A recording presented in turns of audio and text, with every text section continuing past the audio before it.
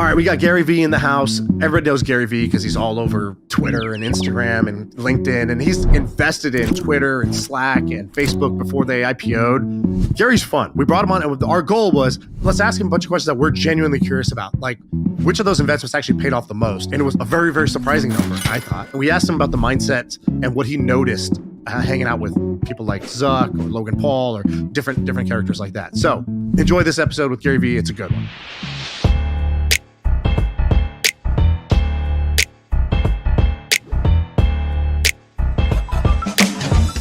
Gary, what's going on, man? How are you? I think Sean saw something recently that you'd posted that I thought everyone knew about you. Sean, what was that thing, the report card? Most podcasts start with an intro. We start with a little ball busting. So I have here Gary's high school report card, which you tweeted out, to be fair. So I'm not putting it out there you didn't already do.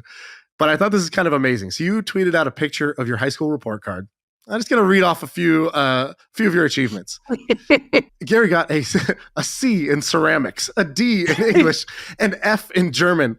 PE, you got an A. That's the only A you have on this report card, I think. Algebra, D. This one's kind of amazing. Speech, which like you are known for speech. You got a D. Driver's ed, D. Gary, you were, what a turnaround. What a turnaround. What's your reaction when you see this? That a lot of data in the world is dirty. It's fake data. And I think school grades are just not a tremendous indicator of what's going to happen.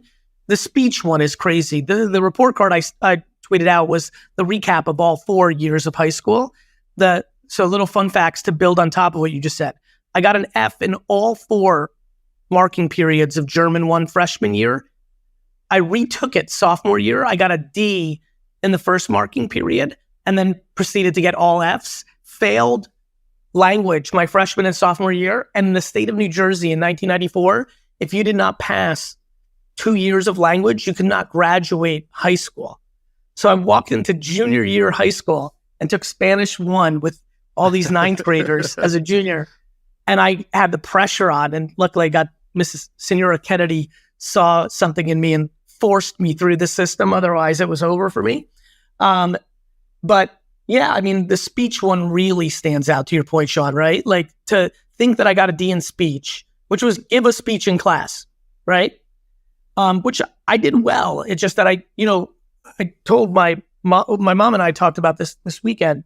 I literally did not open a book in 4 years of high school and did zero homework. Like, they would have, everyone who's listening went through school. I think like they would assign a book report, and like, it's not that I did it poorly. It's that I didn't do it. Just like I literally in 4 years of high school did zero homework, zero.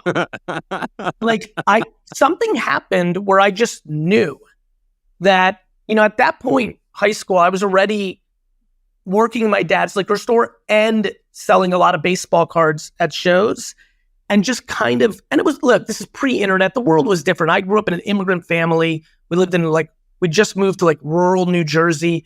When I tell you we lived in our own little 4 or 5 person cocoon, my family, we really did. It was very, very, very, in hindsight, deeply immigrant. You know what I mean? Like we didn't have my parents didn't have American parent friends. Like my mom wasn't friends with any of my high school friends' parents. Like my mom asked me about what I'm doing for college February of my senior year. I was like, Mom, it's over. I'm not going to college. She lost her mind and forced me to go. And I got a postcard in the mail from Mount Ida College, filled it out. And that's literally how I went to college.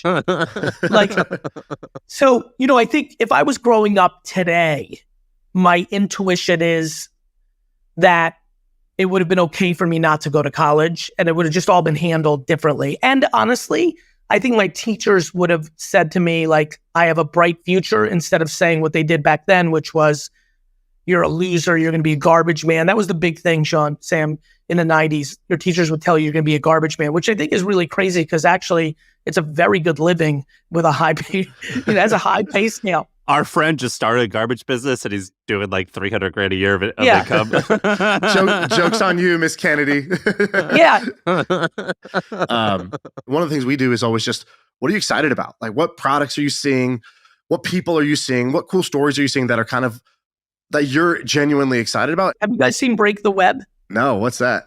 Dude, they got a great tagline. So it's breaktheweb.co, the internet's official scoreboard. This app's got my attention. Trending topics on Twitter was so big for me back in the day when it was desktop only. Break the Web is an app. Like, it's just what's trending right now. And it seems like the underlying tech is pretty damn strong.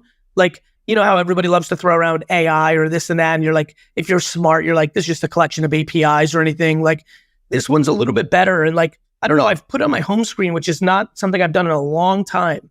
Why?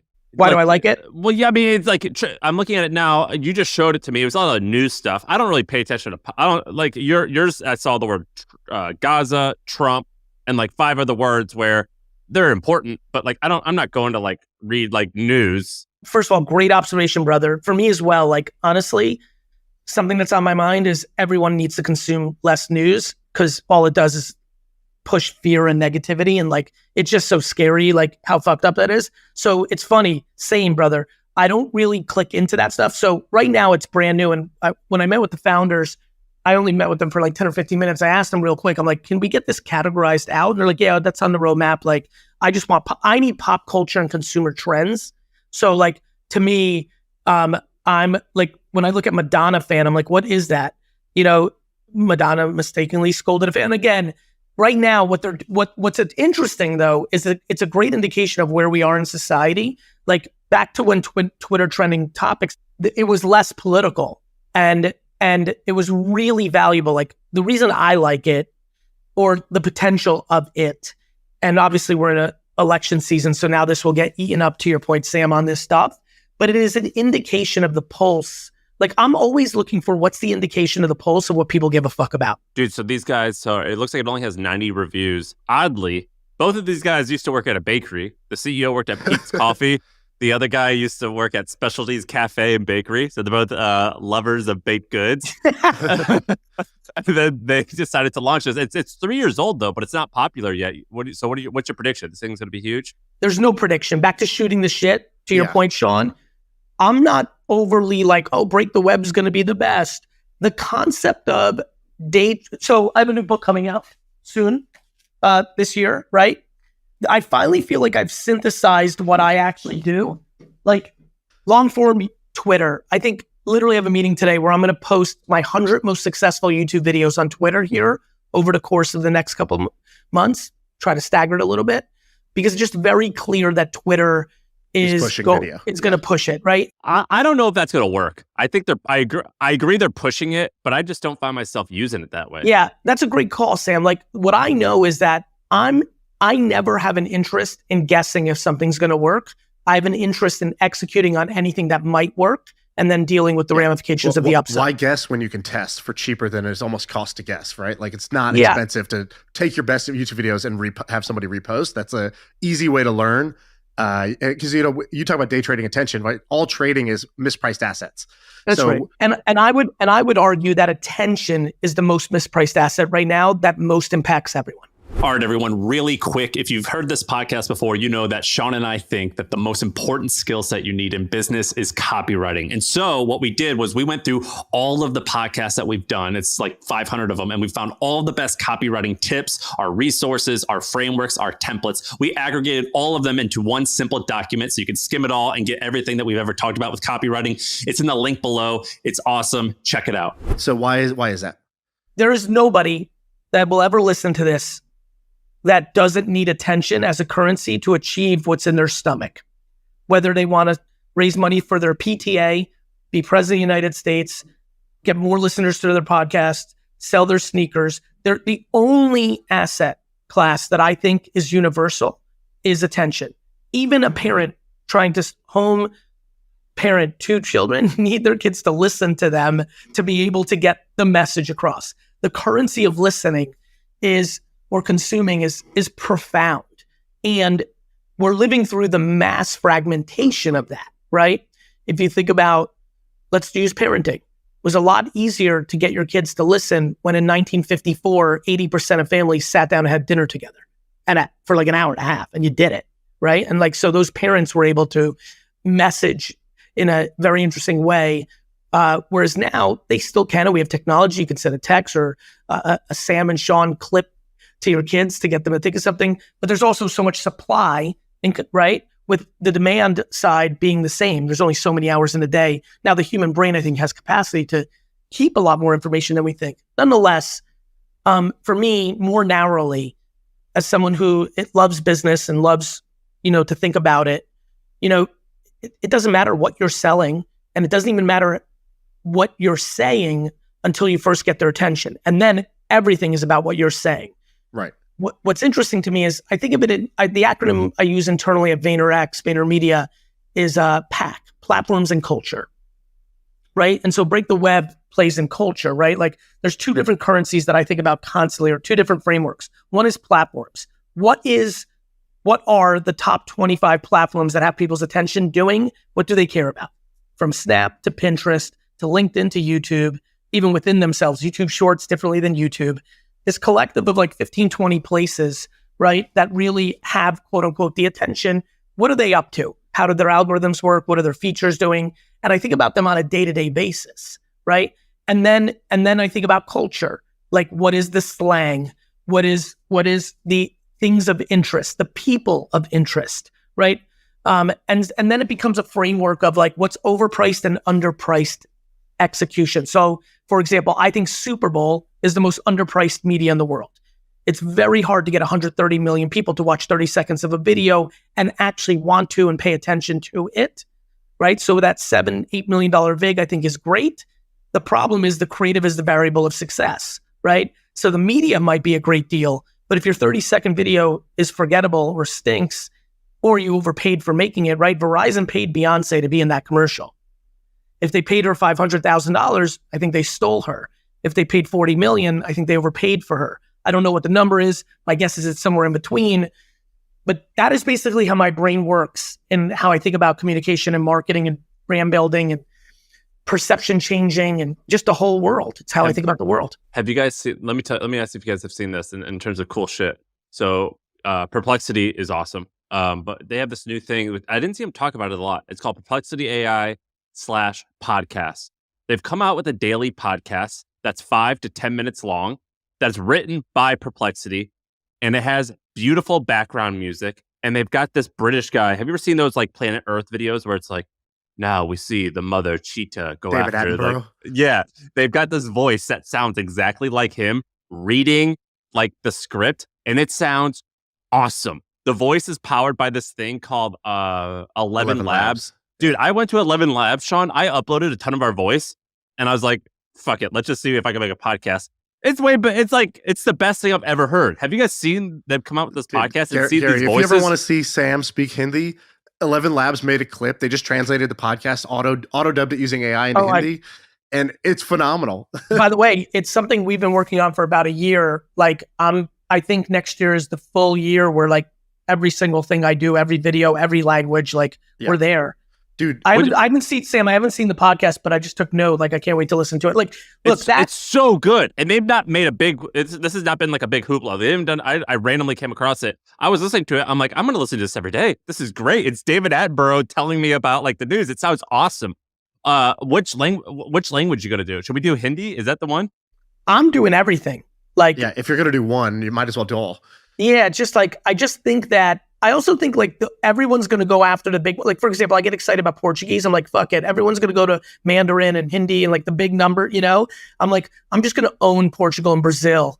Like, just like, but that's tongue in cheek. I think the reality is over the next 3 years, all of it's going to go down in cost so much that it won't even like the us in 7 years are going to laugh that we ever had it just in one language. They won't even understand. They're like, dude, have you ever seen that talk that this guy Alex Schultz gave about Facebook's growth? He was the top Facebook growth guy like early on. When they created the growth team, it was him, Chamath, and the guy I think Javier who now runs it. And he's like, he put a chart up, and it was a YC talk, and he puts a chart up on the screen. There's a bunch of dots. He's like, all these dots are feature releases. And you can see one dot where everything starts growing right after that. He goes, anyone want to take a guess what that dot is? People in the audience like photos, photo tagging. It's when you release mobile. What is it? We don't know. And he's like, language translation, local language translation. He goes, the biggest growth driver in Facebook's growth, bar none, was when we localized the service, which he's like was not easy. They actually, I don't know if you know this, Facebook had to do like a Wikipedia thing because there's 186 countries that they had to deal with. And so they were like, we need users to basically retranslate the site for their local region. And they incentivized people to do that. And that's how they mass translated overnight. No other social network did this. And it took off. So that was the first time I heard about this. The second was when we did our basketball camp with Mr. Beast, which Gary, I invited you to. You got to come next time. Mr. Beast, basically, we host a basketball camp at his house, and he did this presentation. He's like, here's one thing I'm doing that nobody else is really doing, which is every video I do, I now created channels in Portuguese and everywhere else. Jimmy told me that whole thing several years ago. Like, such a good bet. By the way, tell me about this basketball camp, because I'm playing basketball tomorrow at 6 a.m. Like, this is how much I loved it. I'm 48. Like, you'll fit right in. There's plenty of wheelchairs and ice and bags of ice. Dude, it's hilarious. But I'm a 90s Knicks fan, so no easy layups. Is that politically correct in this basketball camp? Yeah. You can hack your heart away. It's all good. We actually, I wonder if you do anything like this. So we do this thing where it's called Camp MFM. It was my first million at MFM. So we were like, we like the idea of getting together. Like, when you go to a conference, you end up having a good time. If you go speak somewhere, you end up having a good time. But there's kind of this dread in my stomach of like, fuck, yet another conference. Like, I just don't want to do the boring. I guess, have a resistance of doing the same thing everyone else is doing in general.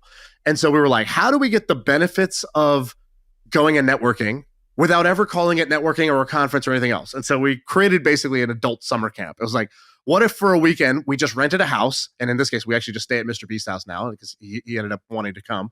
And so we go to his house, and then we bring in a trainer from the NBA. He treats us like we're, washed up NBA players, basically puts us through their program. And we just play ball all day.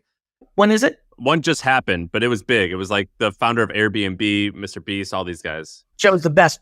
I have an email from Joe that says, Gary, we're fans. We want you to look at our company. And it was joe@airbedandbreakfast.com. And I never saw it, or maybe I did. And but I look at that email. I have it on a separate laptop, and I look at it once in a while just to I love it. This is actually a fun segue back to chopping it up. If it was just us three and everyone's just this, where we're going, where do you guys sit on losing? So we just talked about basketball. So I was just thinking about me going to this basketball thing. And my favorite thing in basketball in pickup is to lose the first game. It is my favorite. And I talked about this on Steve Bartlett's podcast. I got a billion fucking emails about this. There's something that just the blood in my head, everything transforms in my chemicals, and then everything in life, everything stops. And the only thing that matters to me in the world is that we have to win game 2. That's so funny you said that. When we did the camp, the same thing happened. The very first game, I'm trying to be the host of the event. So I'm like, okay, yeah, you guys play. I'll sit out first, no problem. We get in. I'm passing the ball. I'm like, oh, that's Joe Gebbia. Let him drive. I'm not going to try to hurt the founder of Airbnb or Mr. Beast. Oh, that was cool, man. I see someone taking a video. I'm like, that's cool. That's going to be a cool clip. That's going to go viral. Then I'm like, wait, fuck that. I'm in the clip. He's scoring on me. And I was like, he's no longer Mr. Beast. That's Jimmy. And that's Joe. And now we're competing to win. And then the whole event got a lot more fun when it equalized everybody. All the job titles dropped, and it's basically who's here to win, who's here to play, and that's when it got real. It's why I love entrepreneurship. Where I'm going with this is that email excites me. I'm like, yeah, eat it, Gary. Dude, that one would have been a bigger one for you than Uber too. No, it wouldn't have. Maybe, but no, because they both probably, believe it or not, this is how much startups were back then. They both would have been priced between 4 and 8 million. That's crazy, right? I know, bro. I got into Tumblr's B round. B. Series B. Not angel, not seed, not Series A. I got into Tumblr's Series B. This is actually it right here. This is my Twitter, Tumblr, Facebook stock. I got into Tumblr's Series B at a $14 million valuation. That's pre-seed now. That was literally 2007 or 8, right? We're only talking 16 years ago. So you guys are young dudes. So think 16 years ahead. How old will you be in 16 years, Sean? Dude, I don't even want to know. 52, 50? I don't know. What? Sam? How 50. Old am I? Right. Honestly, no bullshit. I don't know if you guys hang out with 60, 70, 80-year-old business people. I do a lot of that.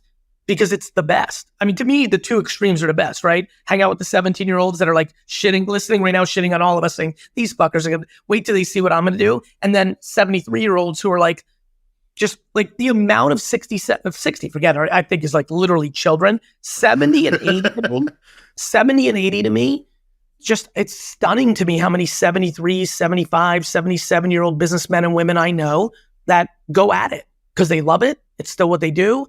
And it gets me excited because at 48, it's like, man, I'm still like, I'm in halftime, right? Like I'm in, like, it makes me, I get excited about that. I wanted to ask you about that. So I think you and I kind of have similar backgrounds where it was like raised around like kind of a rough crowd every once in a while. Yes. And still kind of have a little bit of that where like I enjoy like doing like hood rat shit every once in a while. Same. And Gary, Sam's nickname on the pod is Hose Water because he's just no water fountains, baby. Just drink it straight out the hose. So he's Sam Hose Water Par.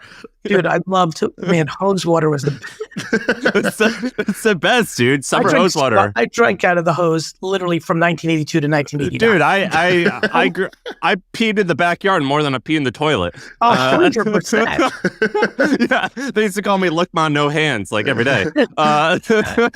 So listen, I had a question. So look, we're all three probably a little bit similar. Where it's like we kind of like did a bunch of scrappy stuff, and now Gary, you're older and further along in your career in terms of success than we are, but we've both done some interesting, or we've all done interesting things where we're able to hang out with some of these guys who are like legitimate billionaires. I'm sure I don't know if you are or not, but you're in that ballpark. And I see with Michael Rubin and whatever, you hang out with some of the shot callers of the world. What do you think is the difference between the store owner who's doing like, a retail guy doing $500,000 or $1 million a year, the $10 million a year business, the $100 million net worth person, and the $1 billion net worth person? Do they all have similar-ish mindsets? Just maybe luck or industry? They picked a different industry.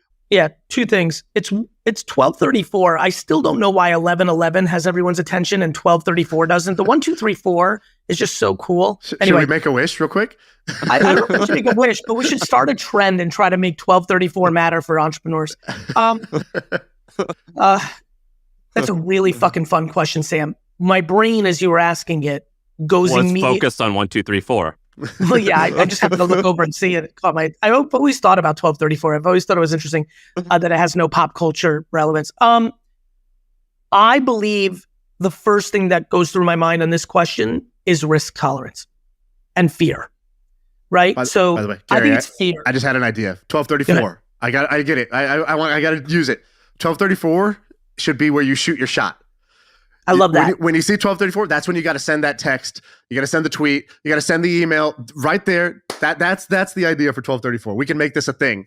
Can you get somebody to register like 1234.org? Like, I feel like, I don't want these hustler kids, like the 13-year-old me would listen to this and immediately register 1234.com. I think it's fear. I think about my dad a lot. My dad, I think it's how people view their ability to go backwards. So I think there's something very scary about my chemicals. And Sam, I've always felt this in you as well. It's funny that you brought it up. I don't know I don't know you well enough to know this, and I'm not even sure you're going to believe me when I say it, but I do think you have a good shot of understanding what I'm about to say. My favorite Rocky is Rocky 6 when he goes back to Philly with nothing. Yeah.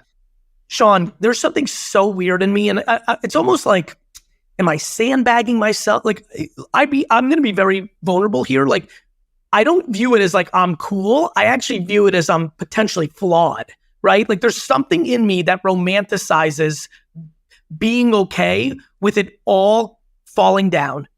I'm back in like Queens in a $400 a month apartment.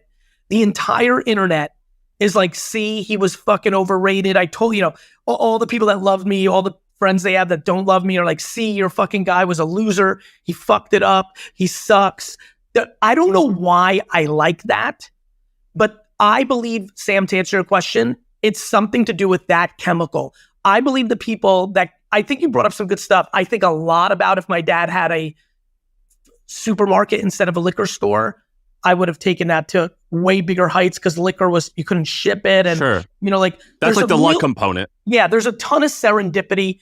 Like, honestly, I think a lot about if my dad didn't want me to work in his store, I would have went to, because I fell in love with tech, I might have went to California, and who the fuck knows what I'd created in 95, 6, 7, 8, like could have had one of those Mark Cuban moments. I think about that. Or, like, I think when you can sell, for everyone who's listening, and if you have kids like this, if you can sell, you're in the game, right? Like if you can sell, you'll never be like zero, right? And so what do you got here? Is 1234.com available? No, dude. 1234 is owned by like a telecom. Yeah, that's what I figured. That's impossible. I like the 137. Yeah, do that. Are you kidding me? Dude, I love that. That was so dope. I'm so pumped about this, bro. The funny thing, by the way, Ben, my guy, he texted us a screenshot of GoDaddy. It's 1234.org, 15,000. He just said, pull the trigger, question mark. No, don't pull that one. We're good. Actually, it's a good one. I never think you should overpay for names because I think names are made. Dude, I agree. Right, Sam? But do you know who disagrees? Fucking Dharmesh. Dharmesh at... I know. Dude, I've been with them multiple times. So Dharmesh founded HubSpot, which bought my company, and I've gotten close with him. He's like, dude, I bought chat.com today. I'm like, why? He goes, because it was available. I was like, well, what are you going to do with it? He's like, I'm not sure, but I'm going to figure something out. But I paid 8 figures for it. Yeah, look, he's smart. He knows like that, look, as long as .com, I mean, to me, the scary thing let me take a step back, not go too fast. He's smart enough to know he could probably flip that because it's a very, very, very big deal. On the flip side, there is a little concern for me of what happens when this no longer becomes the remote control of our society, right? Like I'm very fascinated by 20 years from now, talk about 16 years ago on Tumblr, 16 years from now, if you told me that 16 years from now, we live in a predominant VR world, I would be like, maybe, like I can see that possibility, right? You could see that it's pushing in a direction. I don't think it's going to end up being these Apple Pro, Google Glass, Snap, the Facebook thing, Quest. My intuition is that it's going to have to be much more lightweight, but I never underestimate the human being. I'm positive somebody's going to make the contact lenses that work like this, and then we're off to the races. Because now, back to the way I think about day trading attention, this no longer houses the attention. Now it's housed here. Whoever controls that paradigm wins big. And then all of a sudden, does .com even matter in that? Is that how the UI UX works? Because .com didn't matter at all in 1990. Dude, that's how I feel about SEO businesses right now. Well, that's exactly what happened. If it's ChatGPT and Google's just trying to give you the answer. That's why VaynerMedia never did search. When I started the company 14 years ago, everyone's like, what the fuck? Why don't you do search? And I was like, first of all, I thought if I built a very big company, I'd be able to M&A search if I wanted to add it, right? It was already established. I grew up on search the 15 years before. And so here's a good one for the kids. If you're building towards the future, if you're capable, remember that you can always buy the current. And that's how I thought about search. I was going to master social in 2009, and I felt like social was going to eat up search anyway. And I think it's starting to happen now. Like search is in a weird spot. Like Google's in a weird spot. Like it's in a great spot in some ways, but yeah, I think search is definitely a different world. Like if your business, I actually spoke to somebody Thursday, who is really getting hurt because he was one-dimensional on search, and I that's such a fear of mine that if you sell your stuff via email, via your podcast, via social media content, via search, you must develop into a Swiss Army knife, because if you're just a fork, if you're just one-dimensional, you're gonna get caught. Hey, Gary, let me ask you about that. You were saying a second ago, you're like, I'm not afraid to go back. Yes.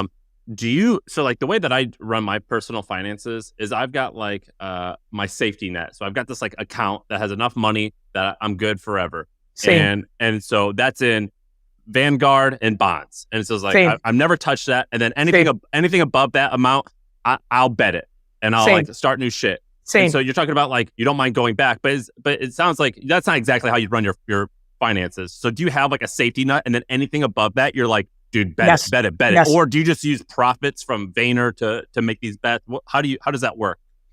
Yes.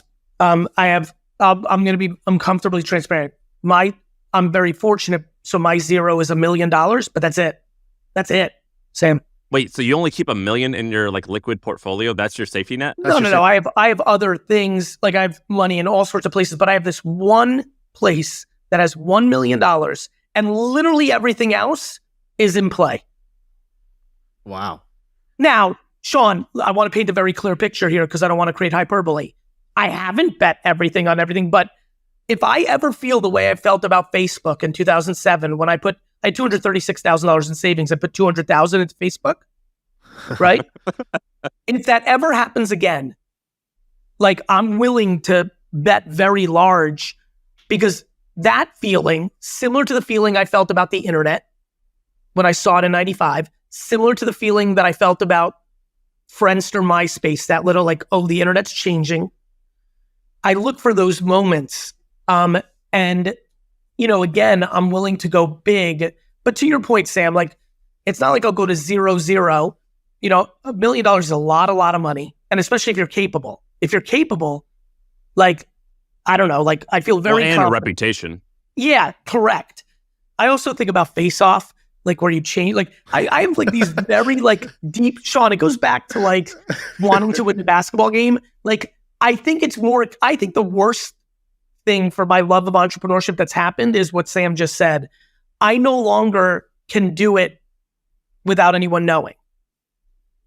Yeah. It's a whole different game. It was so fun when people didn't know. What you're saying reminds me of, two things. I think it's super interesting that your answer to what's the difference you've seen in the mindset, the psychology, was who's willing to go backwards. And almost what you said was, you almost kind of crave, there's like a romantic idea about going back, which I like a lot. I resonate with that a lot. It's almost like there's TV shows I wish I could go watch again for the first time. In the same way, like there's no greater feeling than going from not making it to making it.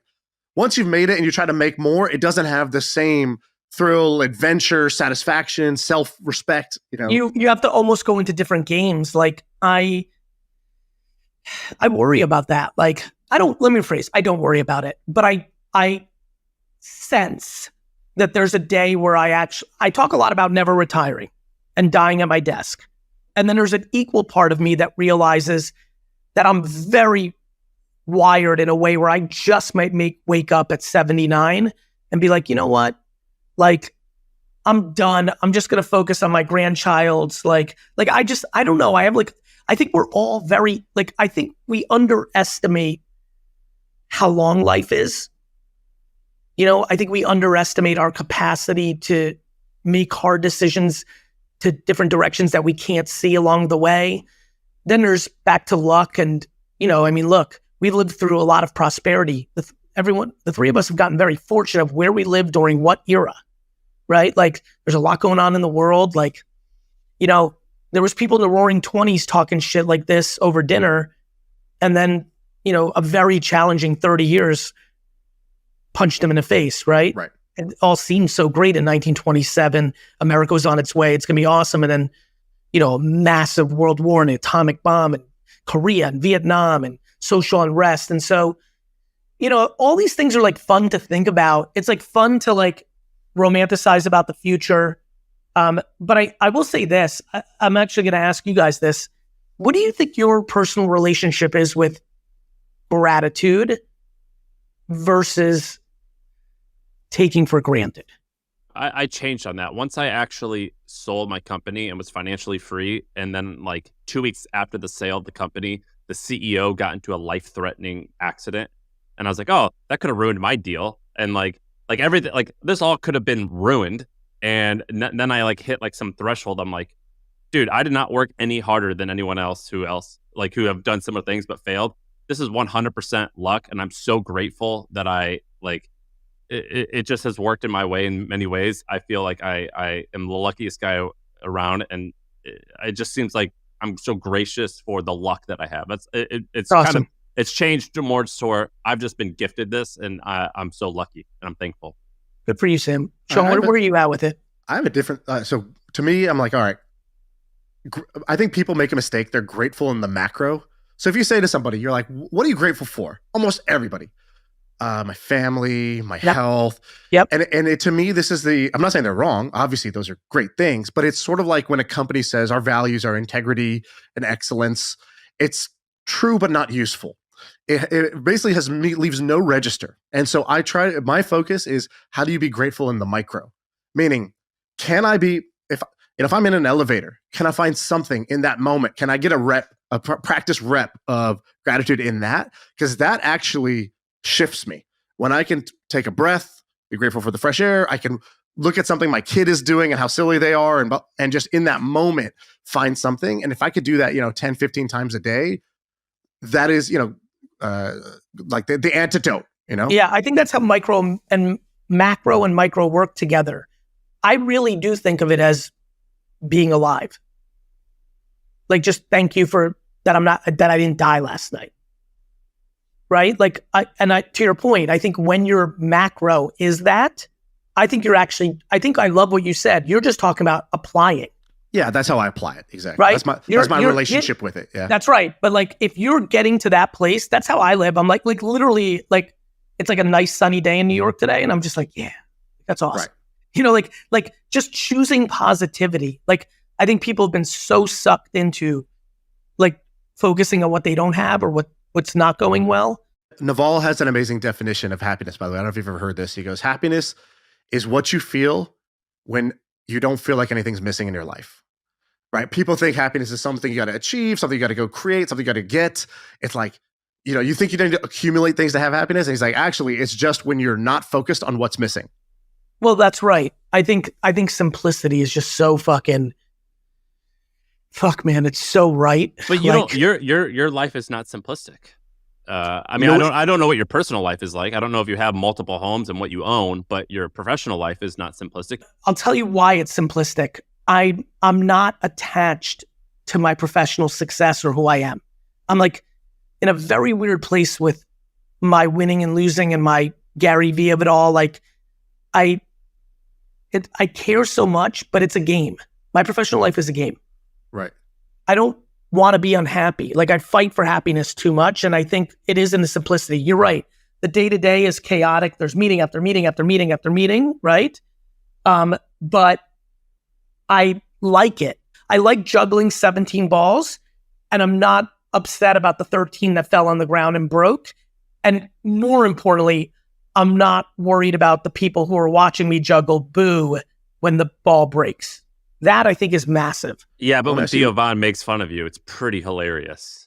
That is like the ultimate, like, because I love Theo, like to me, back to like where we came from, Sam, I'm like, my God, like I've gotten to a place where someone as epic as Theo Von or any other of the comedians, funny. Tim Dillon, like I love these guys. I'm always fascinated when people struggle with a comedian razzing. Like, I think it's like, that's like such flattery. Yeah, that was awesome. It was awesome. I saw that. I was like, oh, the guy I look up to, he's crossed over to mainstream. It's awesome.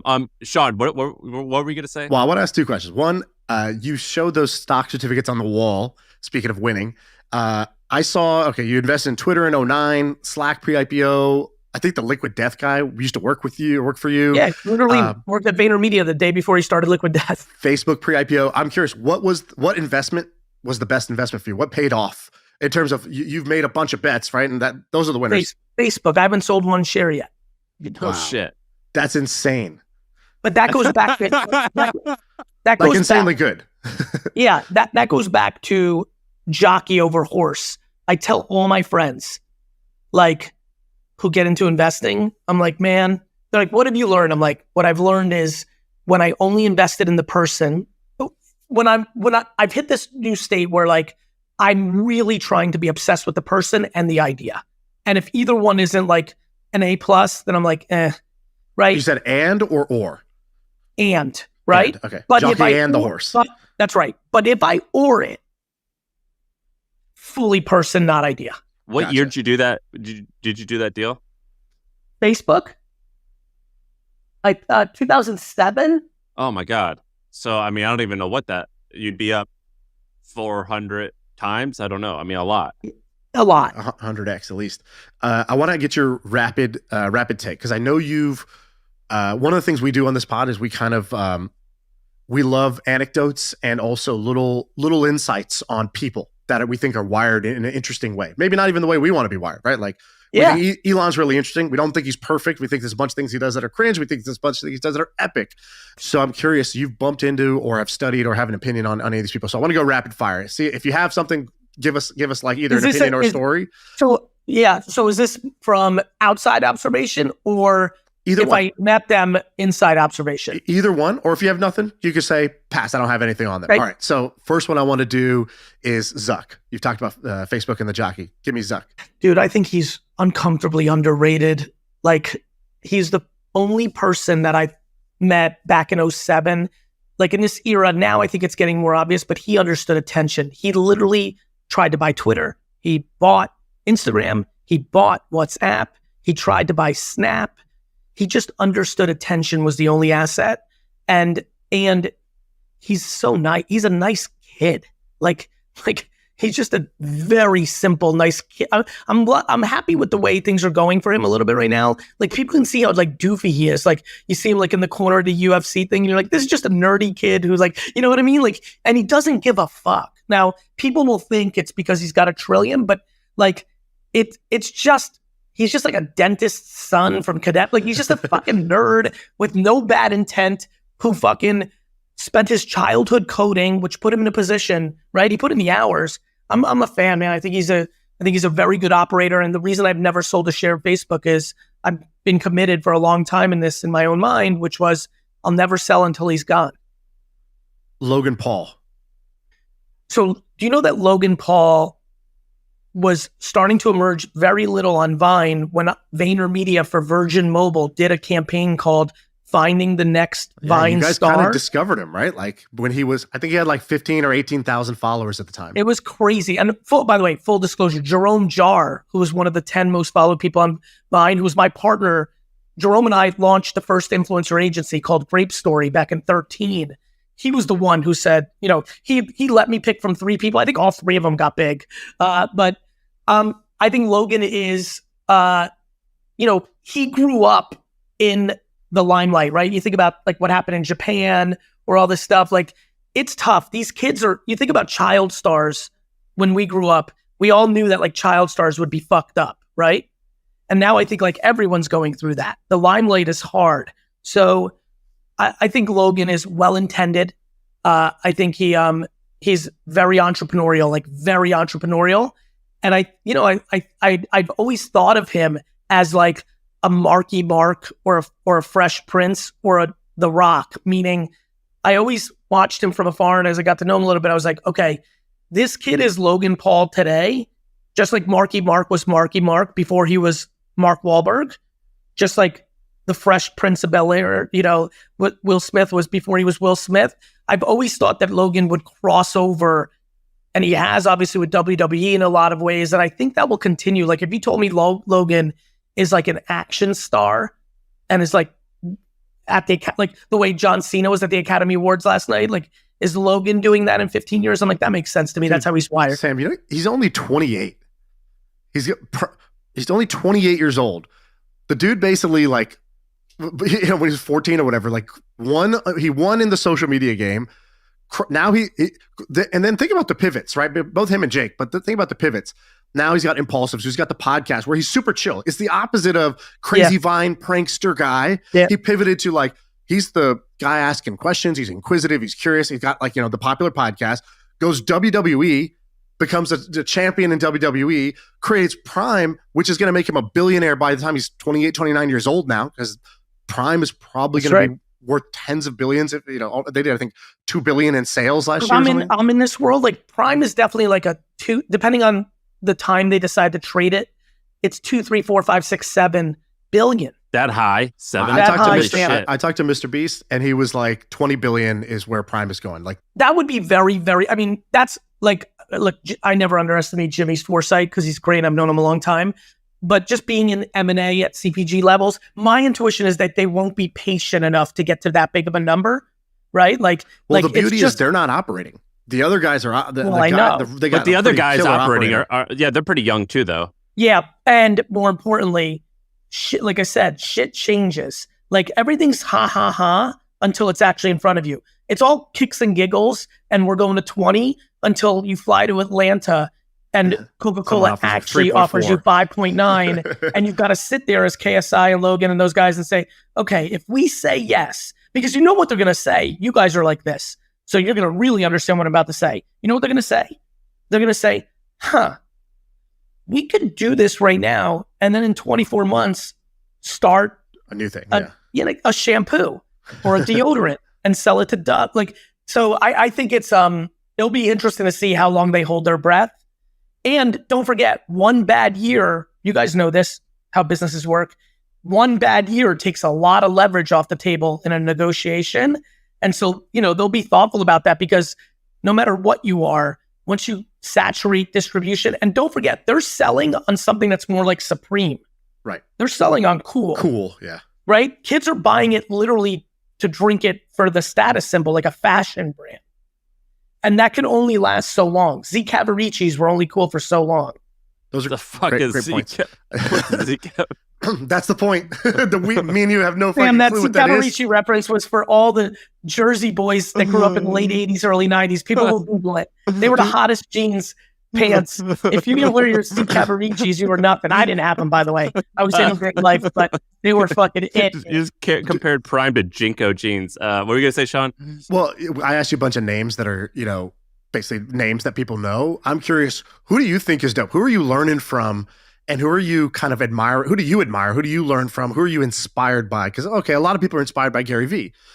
Who's Gary Vee inspired by? That's a great question. I'm a little weird on this one, but I'm glad I brought up Break the Web. I'm like inspired by the collective more than an individual. The field. Yeah, I love the field, brother. I just like, I spend almost all of my time on the collective. So I don't even have the allocation of time. I also am very inspired by the following person. Show me the person that's currently living through massive adversity. Like I'll tell you somebody who's 10 times more inspiring to me than I think I am or deserve to be to others. Show me the kid that's listening right now whose father passed away from a stroke. He's 16. He's got 3 younger siblings, and his mom has to now work 2 jobs, and he's holding it down for the fam, right? He's literally a sophomore in high school, and he's basically the father figure now for 3 siblings. He had to quit the fucking football team because he's also I'm the son of 2 parents who lost a parent before they were 15. And back to gratitude, I think I got really fucked up by being scared that my parents were going to die my whole childhood. But it kind of converted into this gratitude framework that's insane. It makes me unstoppable, And so, yeah, for me, it's less Bezos or Elon or, Oprah or anything. It's much more like someone none of us know that is really in it. That bodega owner energy. That stuff I grew up with, and I fuck with it. But that person, I think, has it lucky, back to earlier, our simplicity, like owning your own little business, living within your means, like that's fucking kind of chill. It could be really epic. It doesn't put you on like this podcast, but it's like a great life in a lot of ways. And I see it a lot. I lived it, building my dad's business from 22 to 34. Not that person. The one that's like, back to your point, Sam, the spin of the wheel really created real adversity. I'll say it again, and not a peep of complaining. There's a very small group of kids that get that, and they just convert into leader instead of woe is me or rebelling. I admire that level of tenacity and grit and accountability and fucking like, fuck it. Like it's on me. I got to put this shit on my shoulders. I'm going to do this for my 3 siblings. Like, I admire the fuck out of that kid. I wrote down a quote when I was doing the research for this that I think is exactly what you're talking about. You go, forget rags to riches. Some people are just rags to rags just so that their kids have a shot at rags to riches. And I respect the shit out of that. I love that quote. Yeah, man, bro. Thank you for finding that. I'm really affected by that. Like, Sam really hit it on the head. Like, I hate the word luck because I think that people weaponize it against people that have worked really hard. But I believe in serendipity and luck quite a bit because it's just the way, like, I was born in the Soviet Union. Like I got lucky to get out of there when I did. If I didn't, I would have come to this country in 1991 when it fell. I would have been 16, 17. I'd sound like Ivan Drago on these podcasts. It would have been all different. And, I just really do admire people who, I really do think entitlement and lack of accountability has become a disease in first world countries in 2024. And I just really admire people who play the other way. We appreciate you doing this, man. You got Day Trading Attention coming out, I think on May 21, right? That sounds right. You're the man. We appreciate you hanging out. Yeah. Thanks for coming on, man. I got to jump to this board meeting. I appreciate it. All right. Take care. See ya. Love you guys. Good luck.